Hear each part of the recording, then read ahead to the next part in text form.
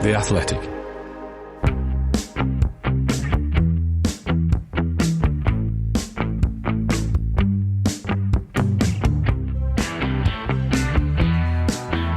Hi folks, welcome to another episode of the Athletic FPL podcast. I'm Mark McGettigan. You can find me on Twitter at FPL General. What a game week one we just experienced. The average score of 69 could easily be the highest one we see all season. If you're new to FPL Twitter this year, don't fall into the trap of thinking this game is easy. I'm sure game week 2 will bring us crashing back down to earth. In today's podcast, I'll be running through the game week 1 headlines and shoutouts, reviewing my game week, revealing my new watch list, answering Twitter questions, and discussing game week 2 captaincy and transfers. There will be another Athletic FPL podcast on Friday as well.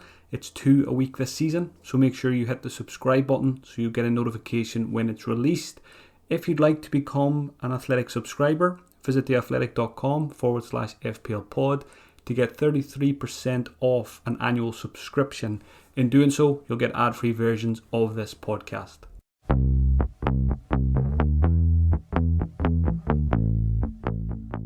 The Game Week 1 headlines. It was a case of new season, same old Arsenal on Friday night as newly promoted Brentford beat them 2-0.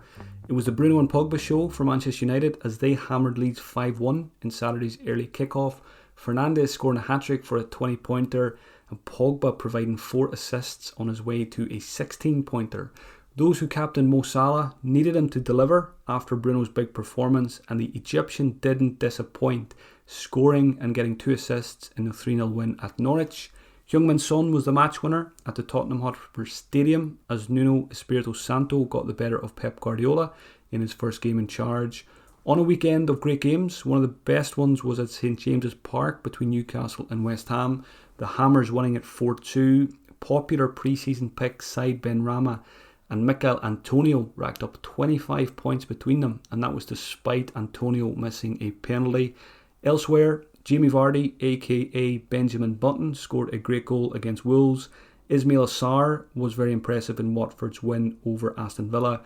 Calvert-Lewin and Richarlison did the damage as Everton beat Southampton, and Chelsea beat Crystal Palace comfortably despite being without quite a few first team regulars. Game week 1 shoutouts now. So for new listeners of the podcast, every week I take a look at the minutes played over the weekend and I pick out the players who managed just 59 minutes. So those players that were just, seconds away from getting an extra FPL point, or sometimes 2 points if the team was keeping a clean sheet, or even more if you're a defender. So welcome the first member to the 59th minute club this season. Welcome to Aston Villa's Anwar El Ghazi.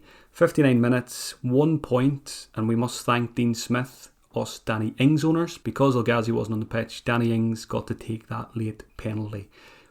Notable mentions this week for Diogo Jota and Oxlade-Chamberlain at Liverpool. Jota owners got 8 points, but they were just, I think it was 7 seconds away from getting just 6 points. I think a few people sent me screenshots of the clock. It was 60 and 7 seconds. So, very, very lucky. Jota got the clean sheet point and he got the extra point for just about making it to 60 minutes. I think he took his time walking off. So Jota knows what he's doing here. He knows he needs to get the 60 for the FPL managers.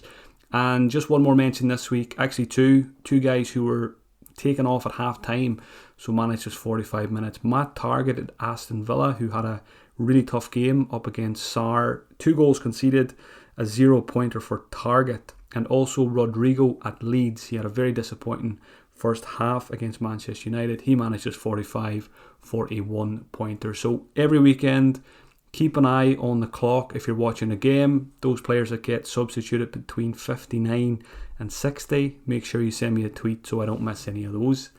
A quick review of how Game Week 1 went for me. 93 points in Game Week 1. If you offered me 93 points before the game week, I would have snapped your hand off and I would have thought it would have been one of the best scores out there. But if you're like me and you've been on Twitter this week, it feels like 93 actually doesn't feel amazing because a lot of people got over 100 points. People are hitting 110 and 120. So it's been a brilliant start to the season for a lot of people. Well done if you're in the 100 club. Doesn't happen very often. It might actually be the only time you get there this season outside of the double game week. So well done. Enjoy every minute of it this week. Milk it, because FPL isn't always like that. I ended up going Jack Grealish. On last week's podcast, I was talking about 5 options for that midfield spot. There was Grealish, Gundogan, Harvey Barnes, Greenwood and Benrahma. Greenwood was actually winning the race on Friday morning. About 4 o'clock on Friday, I just had a good think about it and decided I wanted to go Grealish instead. That was my gut was telling me. I knew I would have been tempted to do Greenwood to Grealish this week anyway because of the Manchester City Norwich fixture. So obviously Greenwood scored, which I was happy as a Manchester United fan, but I was unhappy because I took him out of my team. But I'm not going to judge it on one game week. Grealish will get the Norwich game for me, and hopefully he can do the business and come out on top of Greenwood over the course of those first 2 game weeks. Obviously Benrahma did really well. I never really strongly considered him because I did say it doesn't really suit my strategy of playing it quite safe in game week 1. But what a performance. Well done if you have him, and he's certainly in my thoughts. You know, if he can have a decent game week 2, there's a very good chance I'll go for him in game week 3. So yeah, Grealish over those guys didn't work out great, but I mean, I could have went Barnes or Gundogan, and that would have been, you know, not great either. So, you know, only 2 out of the 5 delivered the points at the weekend. One of the main reasons I went Grealish over the likes of Greenwood was I really wanted to bank a transfer this week, and I knew if I didn't have a Manchester City player, which a lot of the questions are focused on this week, is I would have wanted to get one, and I would have been less likely to bank. So now that I've got my Manchester City midfielder, I'm quite happy to go into the Norwich game with just Jack Grealish, and I am looking to bank that transfer this week. I want to do that as often as possible this season. So then when it comes to game week 3, I'm a lot more flexible. So the good and the bad from my game week: the good, Salah captain, Bruno 20 points, Antonio and Ings, the 2 strikers doing the business. So hopefully Antonio and Ings can be set and forget options for, you know, large parts of the season. The key with those 2, as we know, is injuries. So hopefully both of them can stay fit. Ings didn't have a great game. I think the penalty was his only shot, but hopefully the next game at home in front of the fans will be much better. Double up Liverpool defence paid off. Trent and Tsimikas. Thank you, Alisson, because Alisson made a big save towards the end of that game to preserve the clean sheet. Good to see Tsimikas taking corners. I think he took 7 in the game, so that's a good sign for the 4 million guy.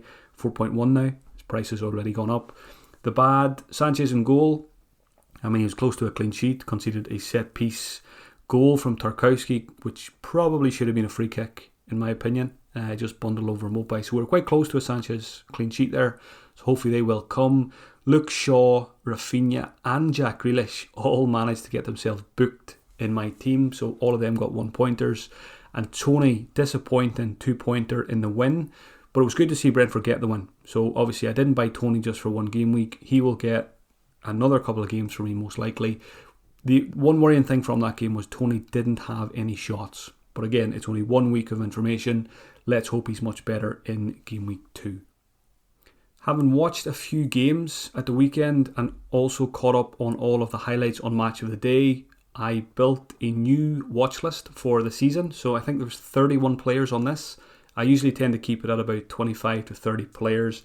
And I will update this watch list every week on the podcast, on the Tuesday episode. So I don't keep goalkeepers on the watch list because there's no point really. I'm not really going to change that position too much this season. So starting off with defenders, there's no particular order here. They're actually just ordered in terms of price. So there's no, players higher or lower in my thoughts in terms of this list. So defenders, first of all, Cancelo, 3 shots and 3 chances created in that game against Tottenham. Luka Dean, Ricardo Pereira, Harry Maguire. So I've got Luke Shaw, but I'm open to the Manchester United double up in defence at some point, especially with Varane coming in there. I think there should be plenty of clean sheets. Close to a clean sheet at the weekend if it wasn't for Ayling's World Day. Cresswell got his goal at the weekend. Very good season last season. So he was in my thoughts before the season. He's certainly still in my thoughts as well, as is his teammate Soufal. Soufal put a great cross in for Antonio.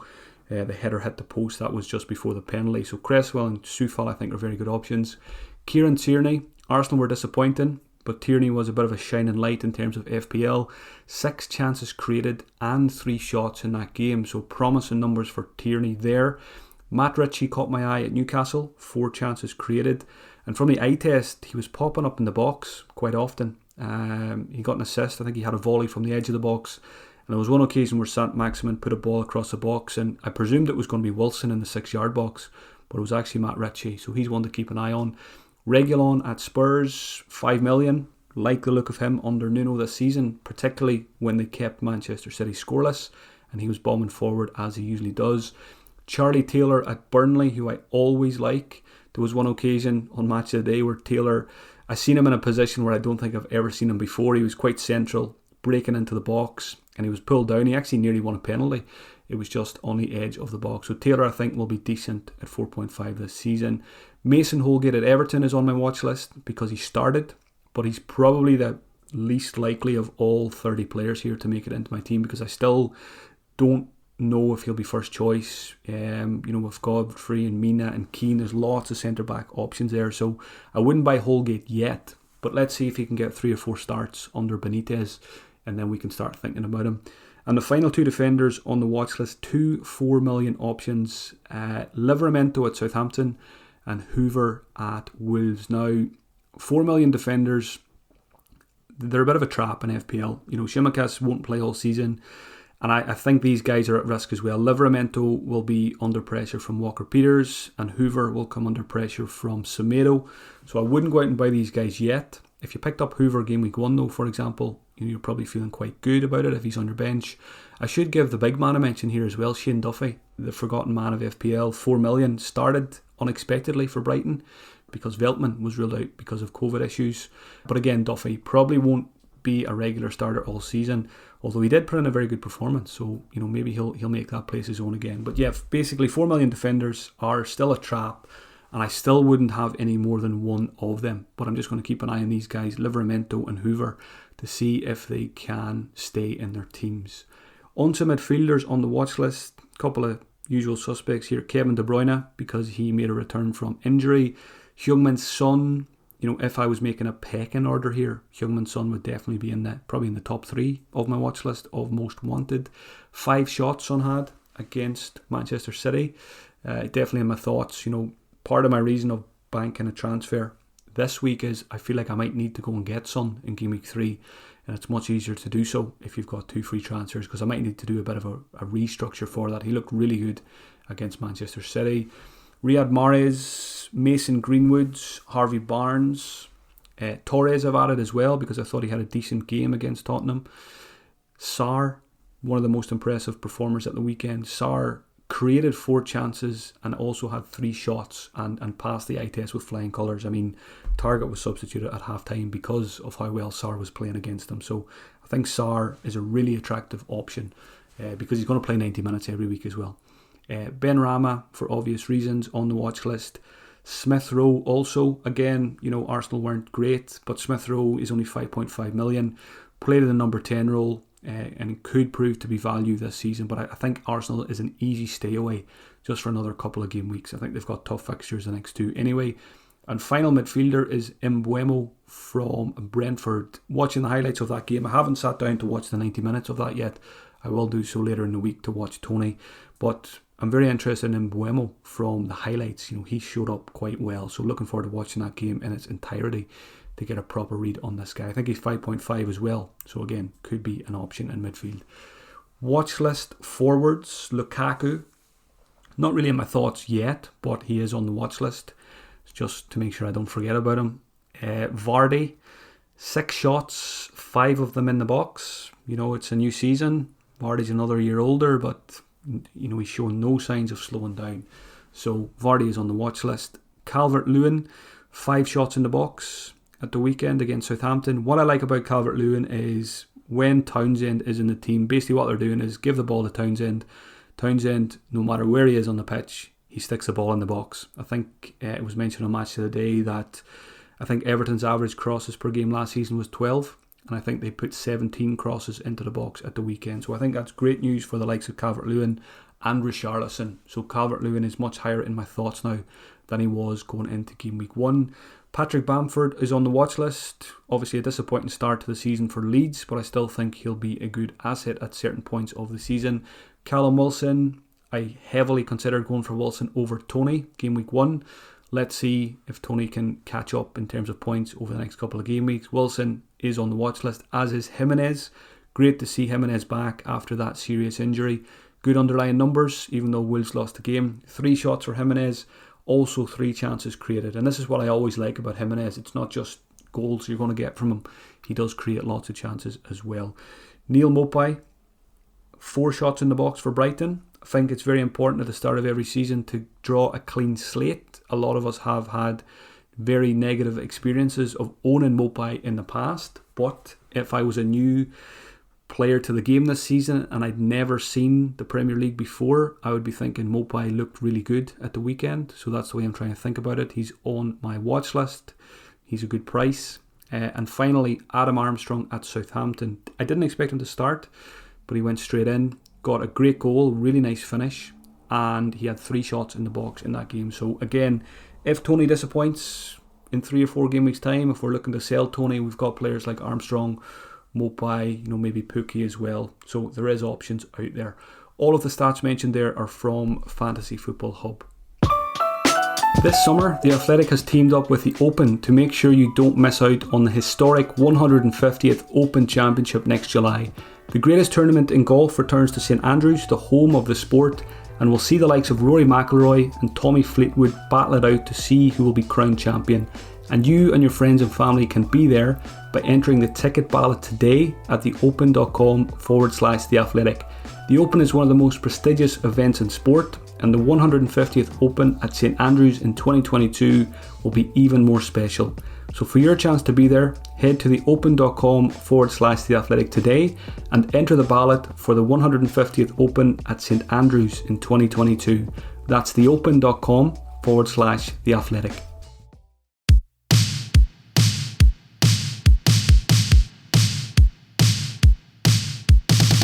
Coffee isn't fair. That's the bitter truth. Big coffee is bad coffee. Full of underpaid farmers and low quality over-roasted beans, all of which just leaves a bad taste in the mouth. But Packed Coffee is changing the coffee industry from the ground up. From paying a price that's more than fair, to knowing farmers on a first name basis, and providing coffee that's personal to our customers. Packed Coffee produces award-winning specialty coffee, freshly roasted to perfection for your order, and ground just moments before it's shipped. There are over 15 different coffees on the menu at any given time, including Great Taste 2020 winners. And on every bag of coffee, we include the name of the farmer who grew it, so you can trace your coffee all the way back to farms in 9 separate locations across the globe. Packed Coffee provides coffee that is personal to you. Select exactly how you want your coffee and when it's delivered. It's not your typical subscription that comes on the 1st of every month. You can get coffee whenever you want, and you can pause, cancel, or change your plan anytime online. So make a pact to make better coffee, and we'll help you get started with £5 off your first bag. Go to packedcoffee.com, that's PACT coffee.com, to create your flexible coffee subscription. Enter the code ATHLETIC at checkout and get specialty coffee through your letterbox. Don't wait! Go to packedcoffee.com and create your coffee subscription. Code is valid when you create a Packed Coffee plan for new customers only. Right now, small business owners are busier than ever, and because they're focused on managing and growing their business, they can't always spend the time they wish they could on recruiting. That's why LinkedIn Jobs has made it easier for them to find and hire the best candidates for free. If you're a small business owner, get started by posting your job for free to reach LinkedIn's network of over 30 million professionals in the UK. Fill out targeted screening questions to get your role in front of the most qualified candidates with the experience, skills, and motivation you need. Then use simple tools to filter and prioritise the top candidates you'd like to interview. LinkedIn Jobs will help you hire the right person for your role, and your first job post is free. Just visit linkedin.com/cliches. Again, that's linkedin.com/cliches to post your first job for free. Terms and conditions apply.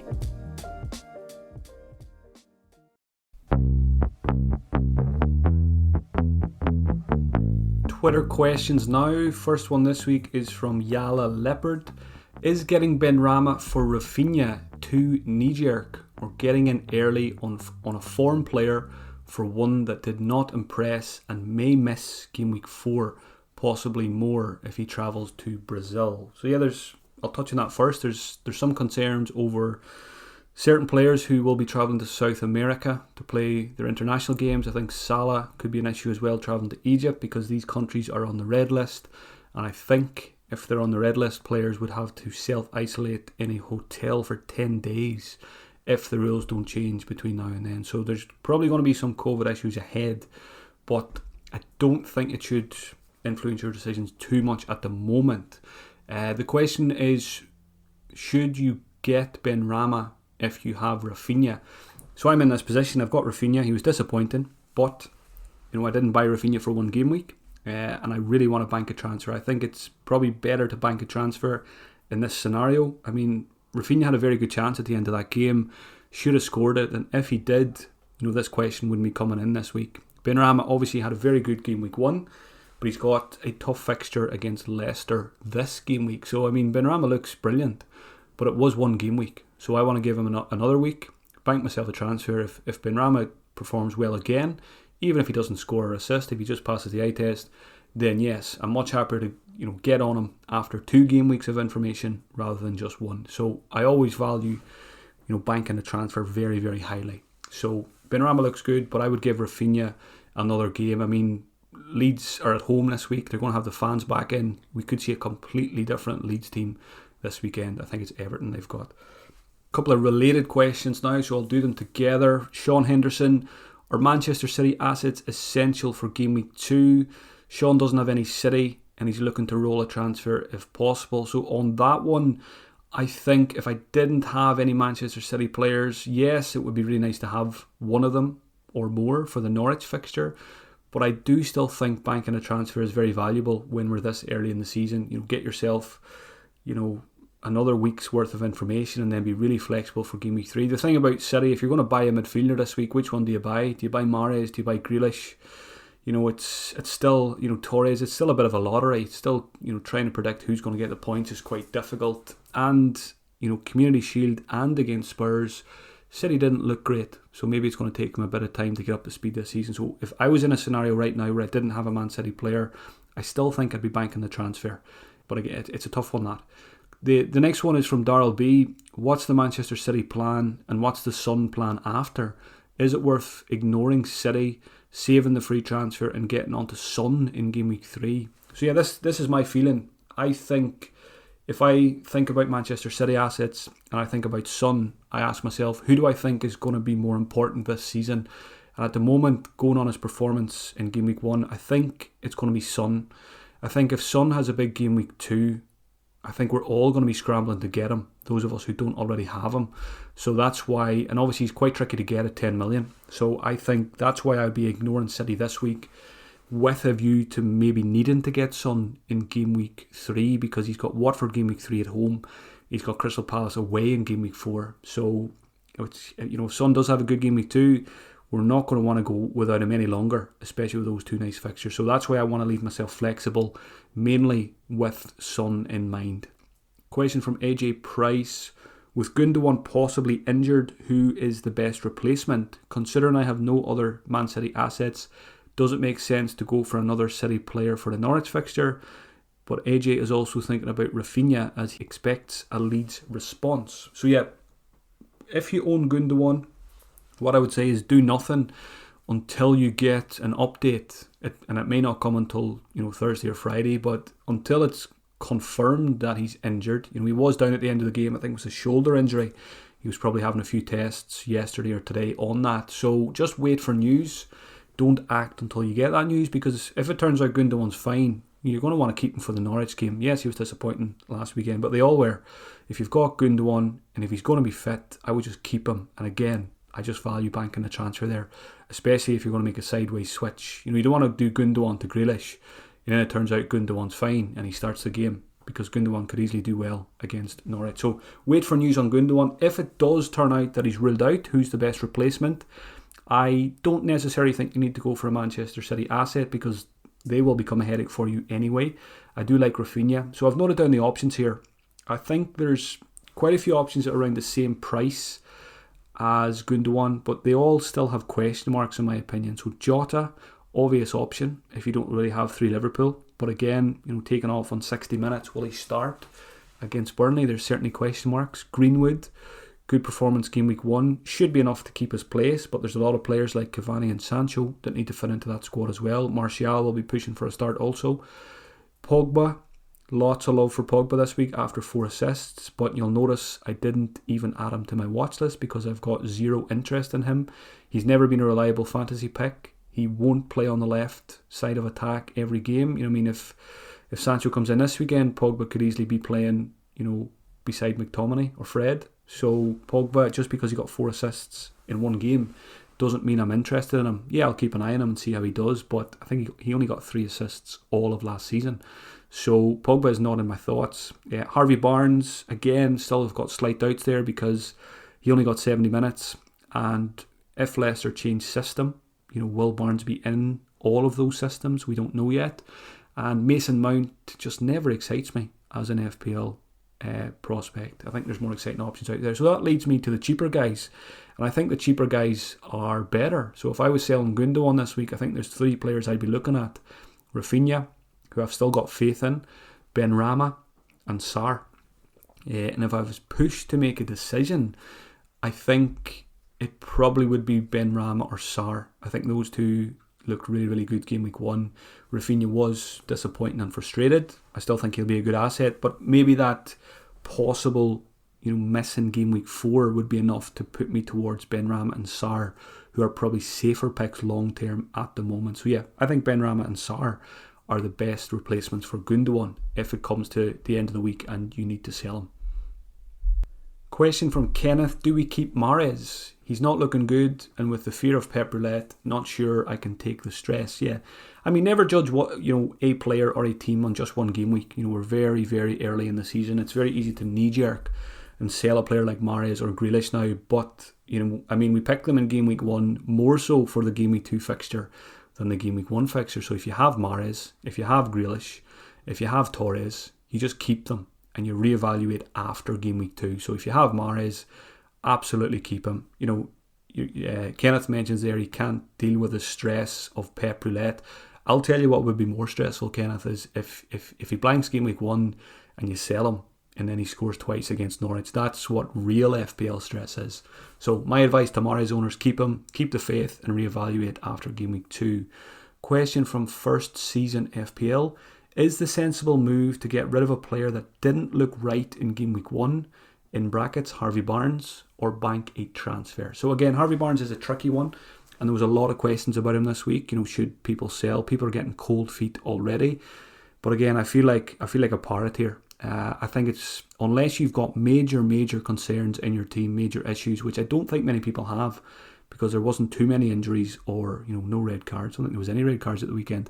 So Harvey Barnes to me is not a problem yet. I think you give him game week 2, and again, like Mahrez, give him one more, reevaluate.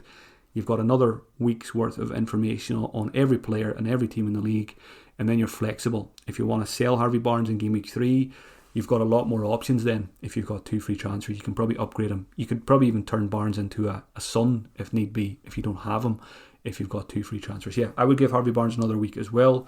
Question from Marky B: is it worth offloading Son to get Lukaku? Absolutely not. Do not sell Son.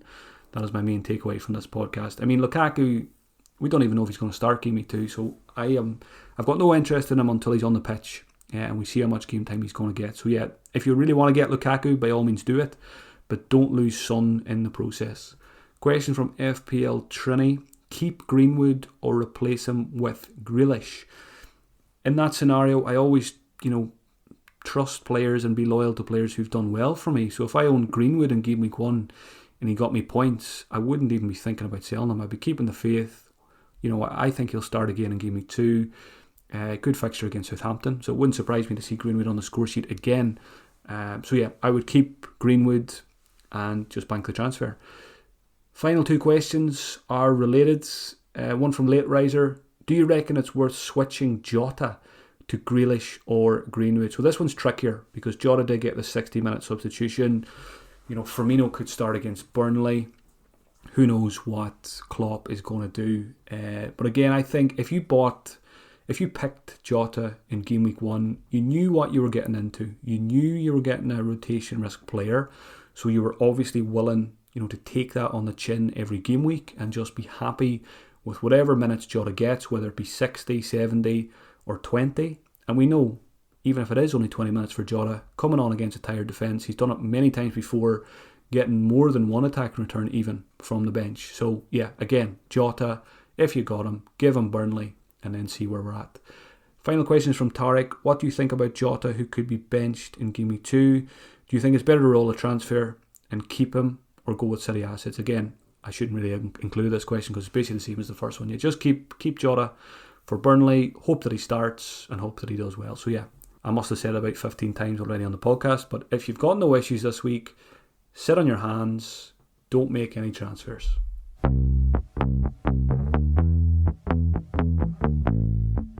Next section is Game Week 2 Captaincy. So I mentioned the Captaincy Matrix last week for the first 6 game weeks, so I've had a look at it. For Game Week 2, we've got Salah at home to Burnley as the number 1 choice. Bruno Fernandes has a good fixture away to Southampton. I really don't rate the Southampton defence, so I think Bruno could have more joy there. And obviously Manchester City play Norwich. If you've got a Manchester City asset, you might be tempted to captain them, but I don't think I would. I still think Salah and Bruno are the runaway leaders this week. I put a poll on Twitter yesterday for captaincy. I put 4 options: Salah, Bruno, Man City attacker and other. The poll returned over 16,000 votes, so this gives us a good read on FPL Twitter in terms of captaincy this week. Mohamed Salah came out well on top, 64.9%. Bruno got 25.6%. A Manchester City attacker, 7.2%. And other, 2.3%. So this does reflect my thoughts as well in terms of percentages. Although I don't think the gap between Bruno and Salah is as big as this poll suggests. Given Bruno's performance Game Week 1, given the Southampton defensive setup, they had Livramento making his debut. I think they had Perraud playing left back, who's also pretty new. They had Stevens and Salisu centre back. And Salisu in particular was really poor for one of the goals that they conceded. So I think the Southampton defence is one of the weakest defences on paper in the league, which has me giving Bruno some thought. But I still think I'm going to stick to the Matrix plan of Salah for one main reason: home advantage. I think home advantage was huge in Game Week 1. I think the fans being back, had a bigger impact than maybe most of us expected. There was mostly home wins in the first game week. I think that will be the case maybe for the first couple of game weeks, and then it might calm down a little bit once things are, more established and back to normal.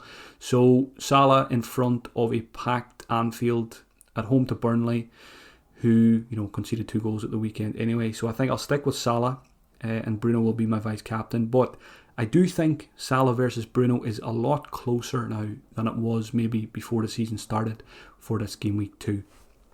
In terms of my Game Week 2 transfer, as I mentioned, as long as nothing pops up during the week, I will be banking my transfer. Rafinha, Grealish and Toney, they weren't picked for just one game week, so they'll get another chance to deliver this weekend.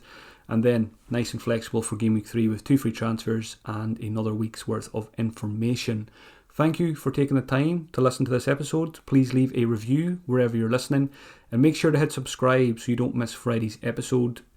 If you'd like to support me as a full-time fantasy manager, check out patreon.com/FPL General, where you'll get extra content and podcasts from me throughout the season and get access to my Slack channel. Have a great week, folks, and I'll talk to you again on Friday. The Athletic.